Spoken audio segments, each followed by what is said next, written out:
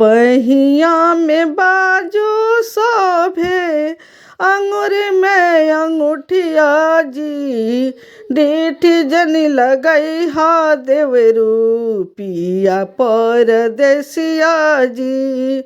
बहिया में बाजू शोभे अंगूर में अंगूठिया जी। डीठी जनी लगई हा देवरू पिया परदेसिया जी। भेजबो में बैरन चिट्ठी पिया के बोलैबो जी। निकचे बण देवरिया थाना थाना बोलवैबो जी।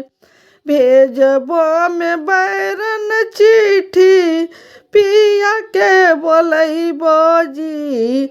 निकचे बण देवरिया थाना थाना बोलवैबो जी। थाना में रपाटा देबोसी पहिया बोलवैबो जी। हाथ में हथकड़ी लगी है गोड़े में झझिरिया जी। थाना में रपाटा देबोसी पहिया बोलवैबो जी। हाथ में हथकड़ी लगी है गोड़े में झझिरिया जी। आगे आगे देवरू चाले पाछे से सिपहिया जी। फिरी फिरी ताके देवरू भौजी की वरिया जी। हाथ में हथकड़ी लगी है गोड़ में झझिरिया जी। आगे आगे देवरू चले पाछे से सिपहिया जी।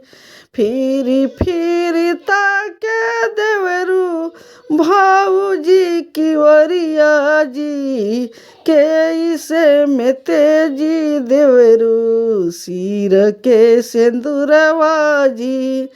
के इसे में तेजी देवरू सिर के सिंदूरवा जी। तेजलो न जाला देवरू सिर के सिंदूरवा जी।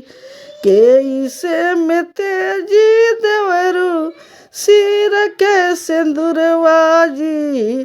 तेजलो न जाला देवरू सिर के सिंदूरवा जी।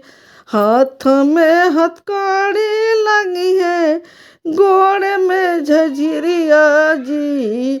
आगे आगे देवरू जाने पीछे से सिपहिया जी।